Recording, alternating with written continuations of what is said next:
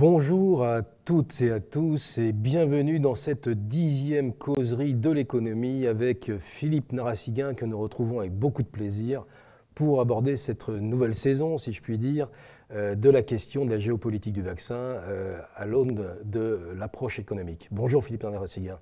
Bonjour Christophe Porlier. Alors vous nous avez concocté pour cette nouvelle émission un menu qui va être extrêmement intéressant puisque nous allons nous intéresser à la Réunion, à l'outre-mer et mettre en perspective les questions économiques de ces départements et territoires d'outre-mer au prisme évidemment de l'analyse économique et de regarder à l'occasion de cette crise ce qui a pu se passer et comment eh bien, ces territoires et ces départements ont pu faire face à une crise que l'on peut qualifier aujourd'hui, qui a engendré, je dirais, des chocs ou un choc économique qui est un des éléments importants de ce que nous allons aborder aujourd'hui. Alors, choc économique veut dire aussi capacité à absorber ces chocs, rentrer en résilience, c'est un processus que l'on décrira au cours de cette émission, et puis évidemment la performance des économies qui permettent de faire face et de rebondir pour ensuite relancer cette économie. Alors Philippe Narassiguin, on est là face à des questions économiques largement théorisées. D'abord, les chocs économiques, finalement, est-ce qu'on pourrait, on en a déjà parlé à l'occasion de cette série, mais est-ce qu'on pourrait revenir sur cette question des chocs économiques? Alors, les chocs économiques, c'est une très grande problématique en sciences économiques d'abord. Donc ça fait partie de la théorie économique, donc je ne voudrais pas être trop long sur la théorie économique, parce qu'on est là pour parler effectivement de la Réunion, de la résilience et de la performance de l'île de la Réunion face à ce choc sanitaire de grande ampleur, donc d'ampleur mondiale. Et ce qu'il faut savoir, c'est deux choses. Quelle est la nature des chocs, la typologie des chocs? Et la deuxième chose qu'il faut savoir, c'est comment on absorbe un choc. Est-ce qu'une région, un pays, un endroit, par exemple comme la zone euro, hein, si on peut élargir aux nations, hein, au-delà du pays même, est-ce que ces différentes entités sont capables d'absorber les chocs ou non? Donc ça pose le problème de la résilience. Premier point donc, on va regarder la nature des chocs, la typologie des chocs. En économie, on a défini plusieurs catégories de chocs économiques. Les chocs de demande, par exemple, si demain en France, vous avez un effondrement de 30% sur 1 an ou 2 ans des exportations françaises de vin, évidemment, ce sera dramatique pour les exportateurs de vin, pour les viticulteurs. Et cela va se traduire en chômage massif, en perte de recettes, en perte de parts de marché, etc., de réserves de change pour la France. On peut dire la même chose pour d'autres filières, naturellement, filières automobiles, etc. Bien sûr. Vous avez, ça c'est un choc de demande. Vous avez des chocs d'offres. Quand on parle de choc d'offres, c'est l'offre sur quoi? Sur les facteurs de production. Par exemple, les chocs pétroliers. On a eu 2 grands chocs pétroliers en 1973 et en 1980, qui a donné lieu d'ailleurs en France au développement de la filière nucléaire. Donc là, on est rentré dans, non pas la résilience, parce qu'on n'avait pas de résilience justement à l'époque. Donc on a mis en place une stratégie économique pour anticiper sur ce qui pouvait se passer à l'avenir, ce qui allait se passer à l'avenir. D'accord. Là, effectivement, le facteur de production matière première a été impacté très fortement pour les économies fortement consommatrices de pétrole et de produits pétroliers ou de gaz naturel. Vous avez aussi des chocs monétaires. Troisième type de choc. Par exemple, lorsqu'on unifie une zone monétaire, on a unifié une partie de la zone euro, l'Union européenne, pardon, par l'introduction de l'euro dans 19 pays de l'Union européenne. Donc, ça a provoqué un choc monétaire très important. Certains pays sont sortis renforcés de ce choc monétaire, alors que d'autres pays n'ont pas été capables de supporter ce choc monétaire de grande ampleur et ont été par la suite beaucoup plus affaiblis. Vous avez aussi des chocs financiers.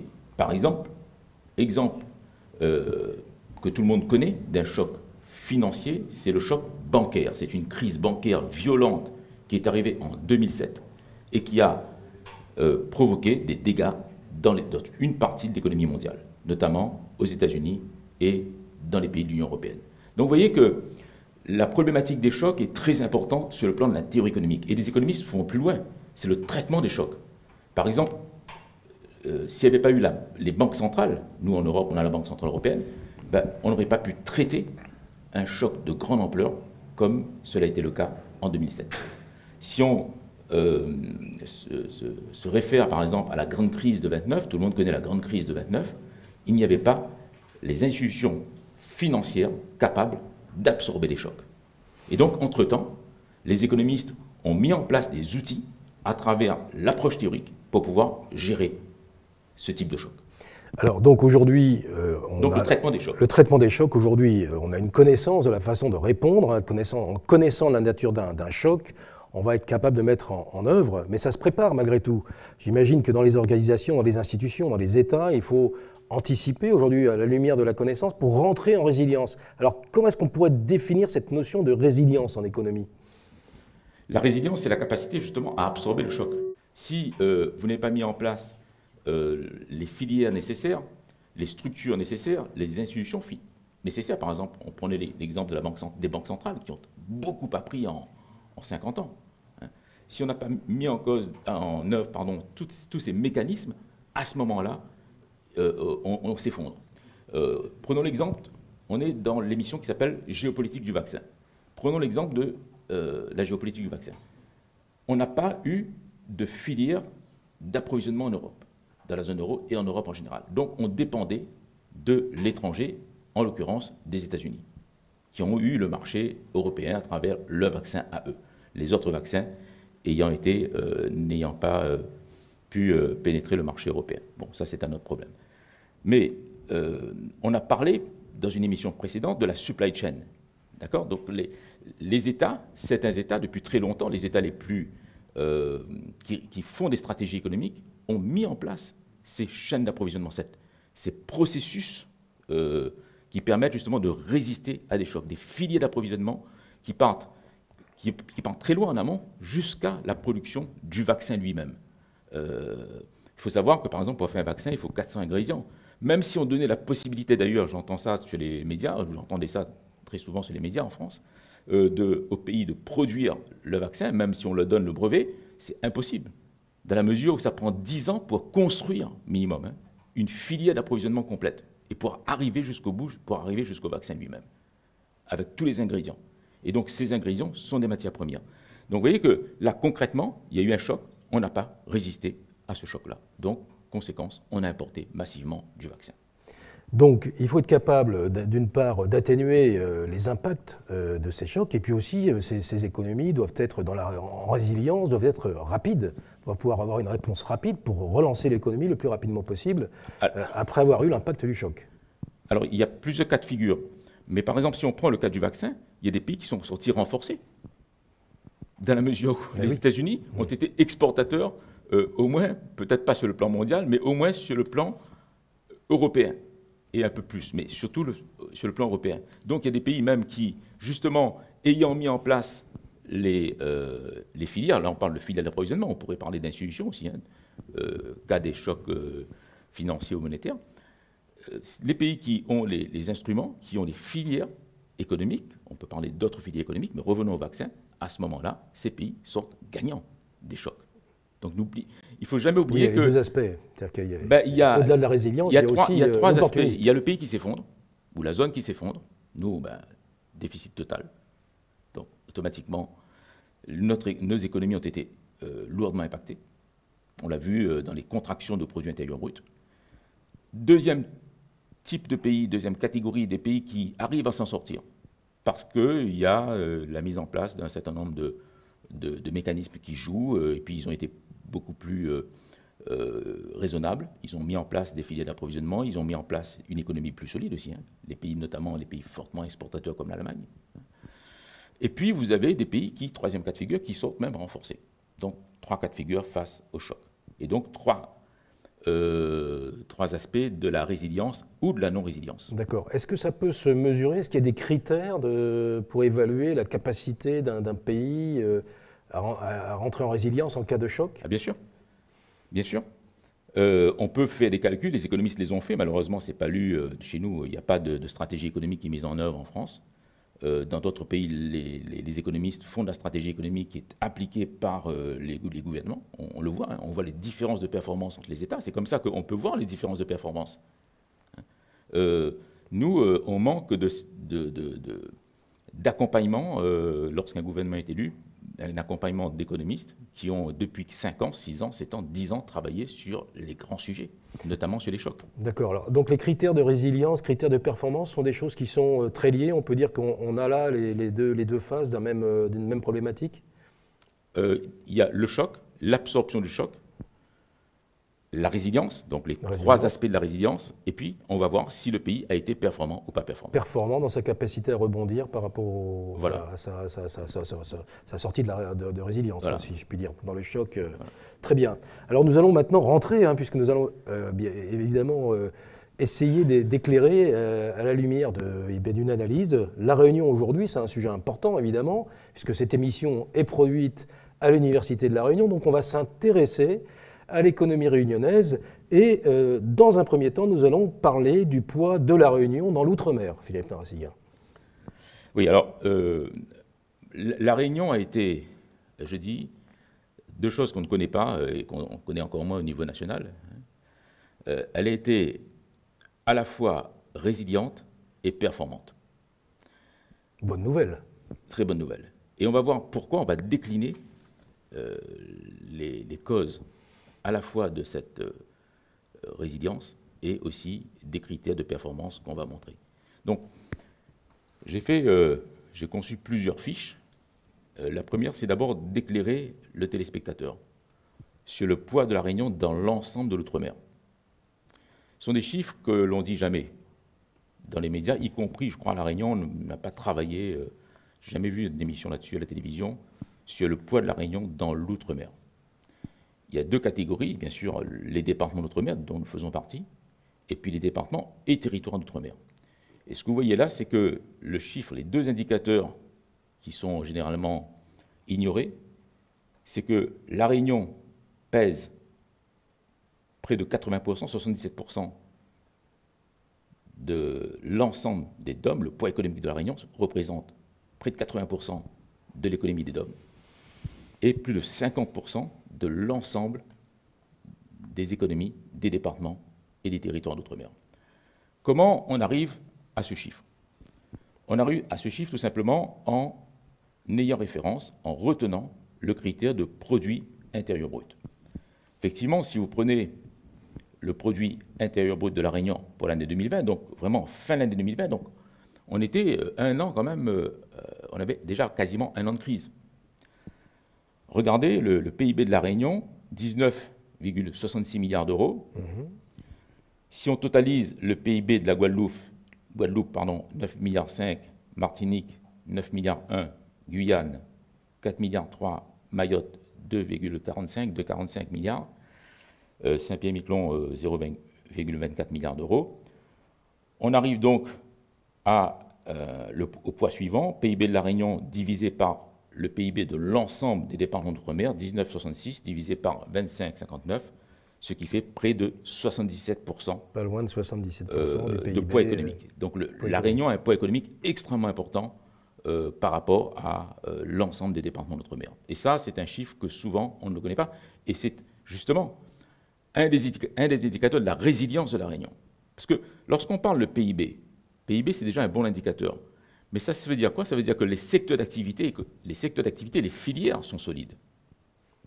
Un PIB important, ce sont des filières d'activité, des spécialisations économiques qui sont solides et qui permettent justement d'absorber ou de mieux résister au choc. Et de mieux donc entraîner et engager un processus de résilience. Si maintenant on prend l'ensemble de l'outre-mer français, département d'outre-mer plus territoire d'outre-mer, donc on va ajouter le PIB, le produit intérieur brut de la Nouvelle-Calédonie, 8,34 milliards, et de la Polynésie française, 4,85 milliards d'euros. On a donc le ratio suivant, PIB de la Réunion sur le PIB de l'ensemble des départements et territoires d'outre-mer, 19,66 divisé par 38,78, ça fait plus de 50%, pas loin de 51%. Donc la Réunion, à elle seule, pèse plus de 50%, quasiment 51% de l'ensemble des départements et territoires d'outre-mer. Est-ce que ça a été dit une fois, ça, à La Réunion? En tous les cas, eh bien aujourd'hui, si on le découvre, c'est plutôt Donc ça veut dire quoi? intéressant. Ça veut dire que ça, c'est un point très important. Si on parle de choc, de résilience, d'absorption, et on va voir comment on va décliner. On va essayer d'expliquer effectivement Voilà. ce qui justifie ces chiffres et qu'est-ce qui a été mis en place à la Réunion pour qu'on en arrive à de telles performances, si je puis dire. Tout à fait. Voilà. Donc en fait, sur cette partie poids dans l'économie, est-ce qu'il y a d'autres éléments? Et notamment, j'aimerais vous poser une question.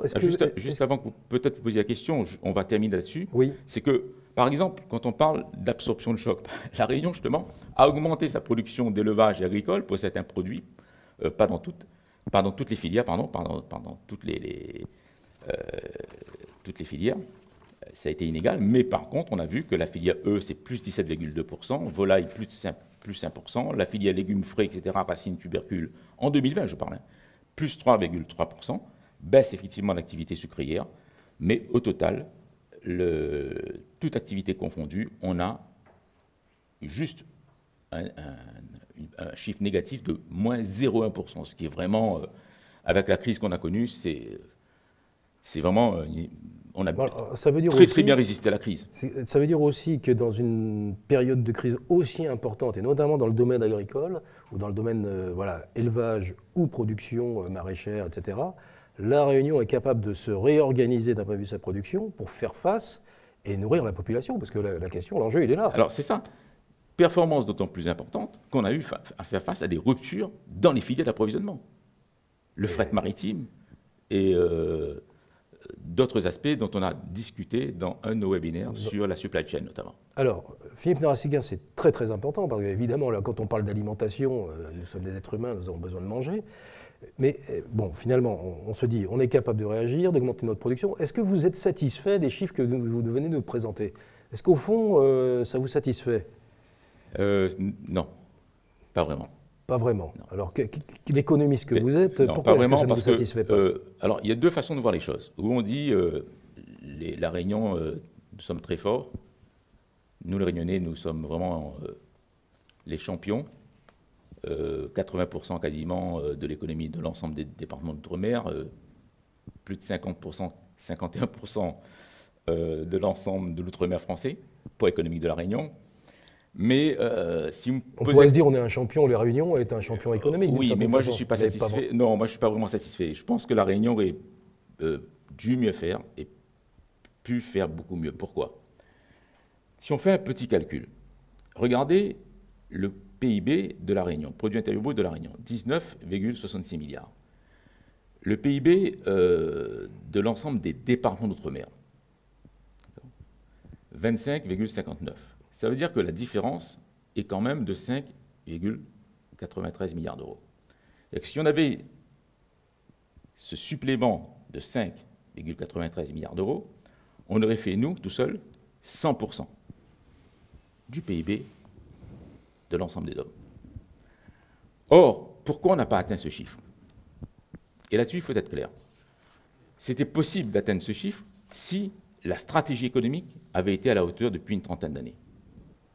Elle n'a pas été à la hauteur parce qu'on a toujours retardé on a fait beaucoup d'infrastructures à La Réunion, il faut dire ce qui est positif et positif, mais on a retardé les réformes sur les incitations économiques. Prenons un point très simple. Ça fait 30 ans qu'on parle à La Réunion de zone franche globale. Mais on parle, mais il n'y a pas de... Qu'est-ce qu'on attend? Qu'est-ce qu'on attend pour la mettre en place, cette zone franche globale? Ça aurait vraiment un effet Bien sûr, pourquoi je vous parle de la zone franche globale?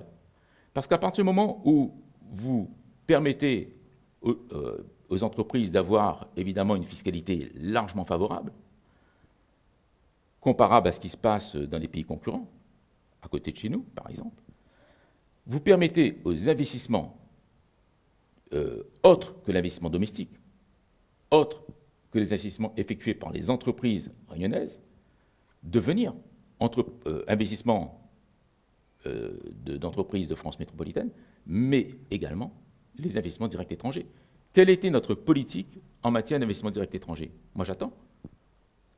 C'est très simple. On regarde la balance des paiements Et on regarde l'indicateur, on peut le même faire pour la France, mais si on regarde à La Réunion, l'investissement direct étranger, il n'y a pas grand-chose comme investissement direct étranger. Par conséquent, on a raté un tournant. Si on avait eu 2 ou 3 milliards, je parle en 30 ans, ou 3 ou 4 milliards, je ne parle pas chaque année. Moi, je pense qu'on aurait dû avoir au moins 500 millions chaque année d'investissement direct étranger. Voilà, donc une zone franche pourrait être une réponse pour dynamiser. On aurait atteint beaucoup plus que 100%. C'est-à-dire on aurait ce différentiel de 5,93, disons de 6 milliards d'euros, nous aurons été au niveau pays, le poids de la Réunion par rapport à l'ensemble des DOM, à plus de 100%. Parce que les investissements directs étrangers ou les investissements venant de France métropolitaine, en grand nombre, auraient suscité la création d'emplois, la création de nouvelles filières économiques, la création de filières économiques renforçant le potentiel existant à La Réunion, on va le voir avec la santé tout à l'heure. Donc,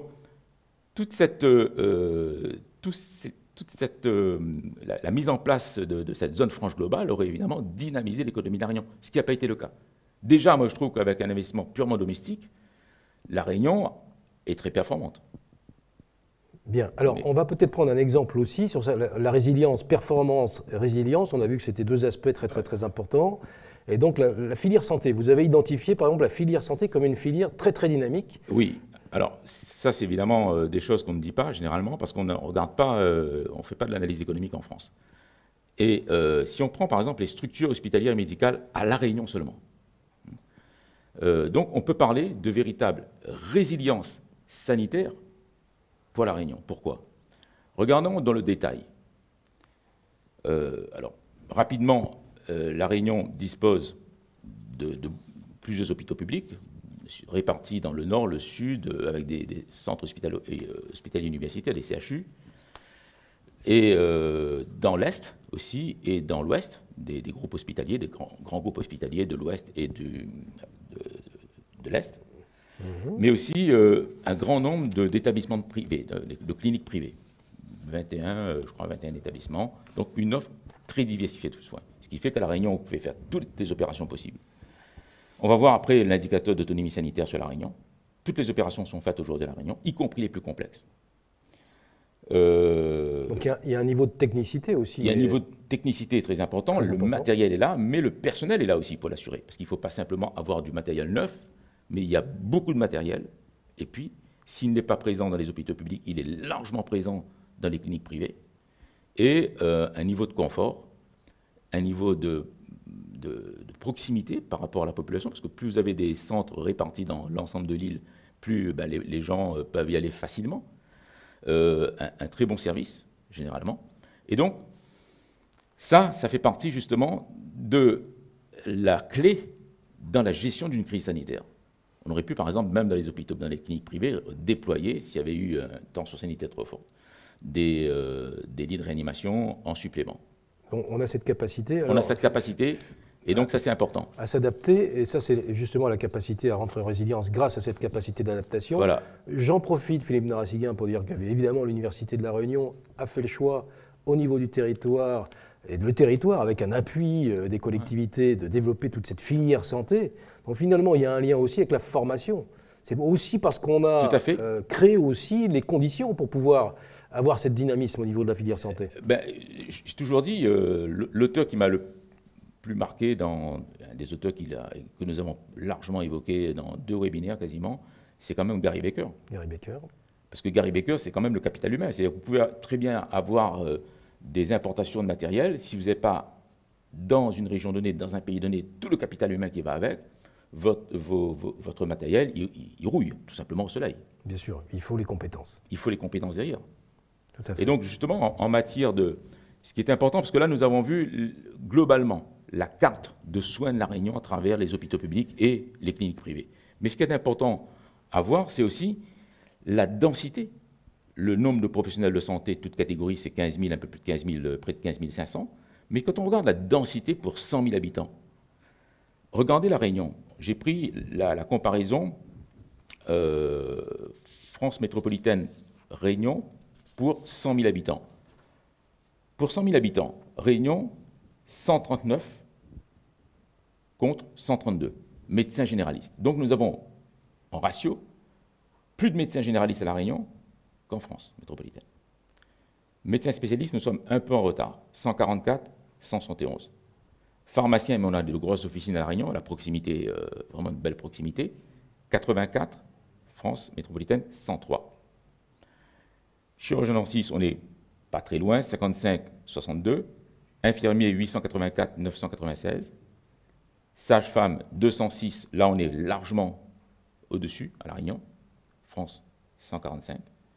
Kiné, kinésithérapeute, 181 pour La Réunion, 129 pour la France métropolitaine.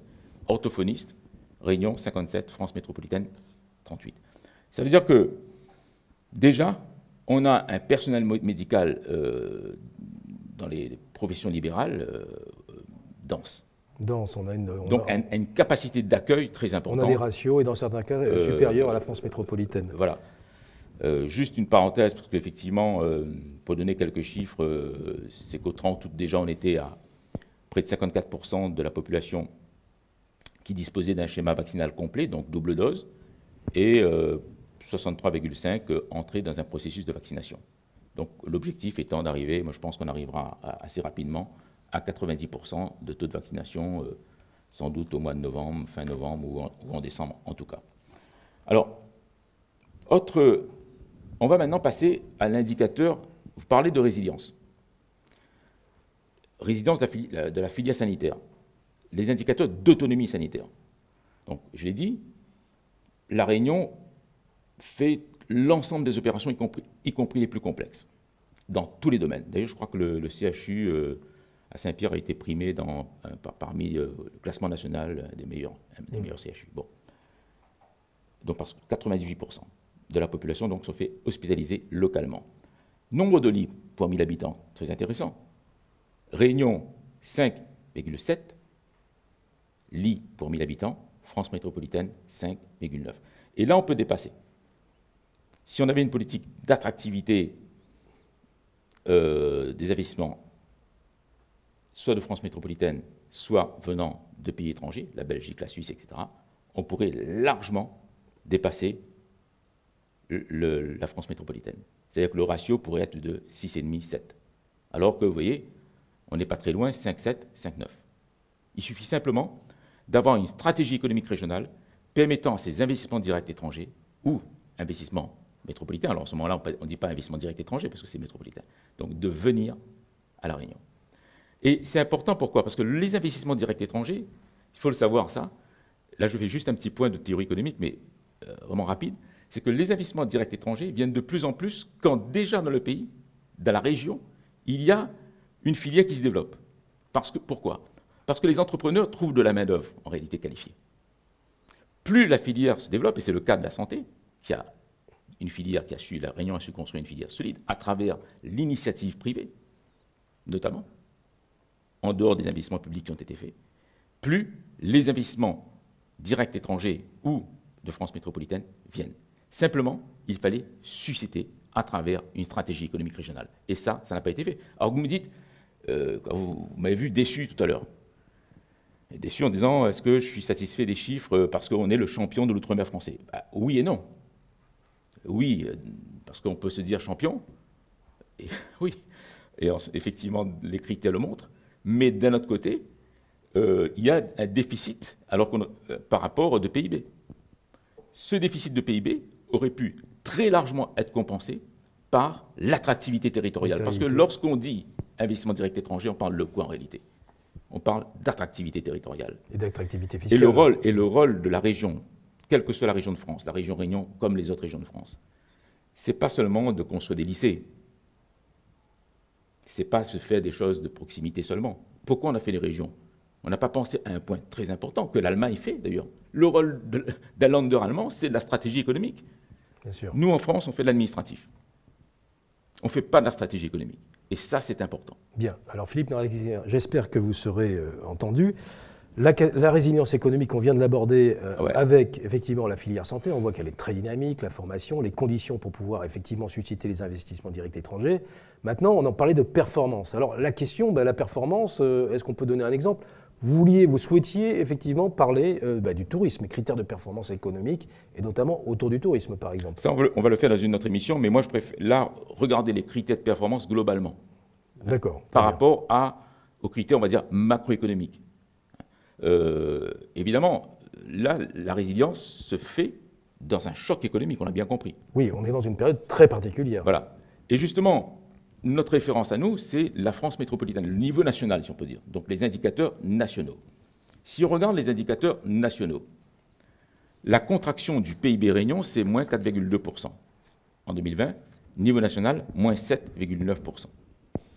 Consommation des ménages, moins 1,1%. Niveau national, moins 7,1%.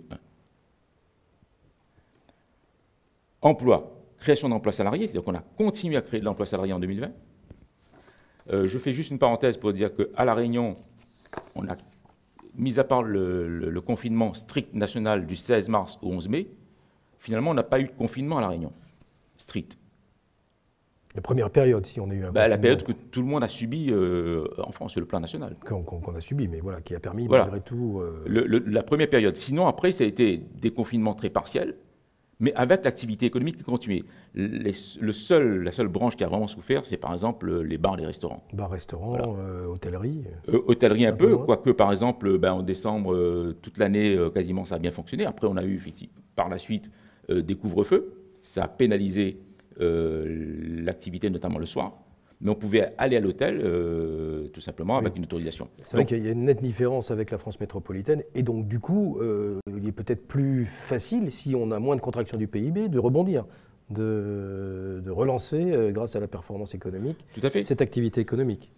PIB par habitant, la réduction du PIB par habitant, moins 1,9% à La Réunion en 2020, moins 6%.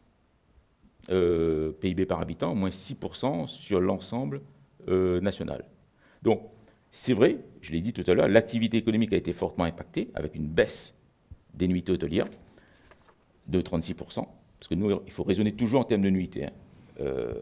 Et la contraction de l'activité touristique a amputé en fait la croissance économique de La Réunion de 1,3. Ce qui veut dire que si on fait effectivement, si on n'avait pas eu ce moins 1,3, la croissance de La Réunion aurait été à 0,6 non, on aurait mieux résisté. Voilà. On aurait beaucoup mieux résisté. Donc, on aurait été encore plus résilient. Et au fond, La Réunion fonctionne économiquement, normalement, depuis le 11 mai. Dans la mesure où, justement, il y a eu cette filière santé qui a parfaitement fonctionné. Il faut le dire. Si on n'avait pas eu une filière santé qui a parfaitement fonctionné avec des capacités d'accueil, avec des cliniques privées, publiques, un nombre important et une offre diversifiée de soins, on n'aurait pas pu avoir ces niveaux de performance économique. Très bien, mais Philippe Narassiguin, je pense que là, on a fait un tour d'horizon extrêmement passionnant. Je pense qu'on aura l'occasion d'y revenir, puisque cette question est bien toujours dans le cadre de la série géopolitique du vaccin, résilience, performance, choc économique, capacité à relancer une machine économique après un choc d'une telle ampleur. Voilà, donc Philippe Narassiguin, comme à chaque fois que nous avons cette émission, vous avez la parole pour conclure et puis peut-être aussi nous dire ce que vous aborderez la prochaine fois. Oui, on fera quand même quelques émissions sur La Réunion, toujours dans notre série géopolitique du vaccin, qui est assez regardée dans l'ensemble d'ailleurs. Et ma conclusion est la suivante, on a bien résisté à la crise, donc La Réunion est résiliente et performante globalement, mais le mot de la fin, c'est qu'on peut faire beaucoup mieux.